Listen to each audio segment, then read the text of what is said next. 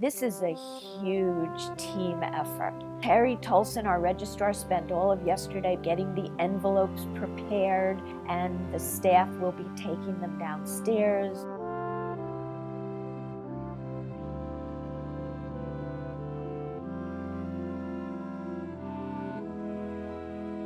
And waiting for the students to stream in and pick up their envelopes.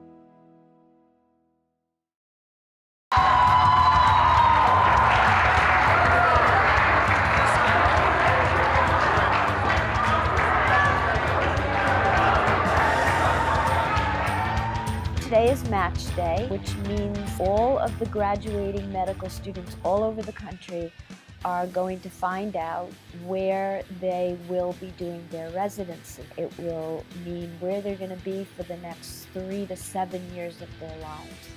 It's a very, very important event, charged with a lot of energy and emotion. And it's the culmination of their education here, the studying, all the research, the learning clinical skills, that all comes together today. They will be doctors. They're going to go carry out the mission of the Yale School of Medicine, that they have become the future leaders and scholars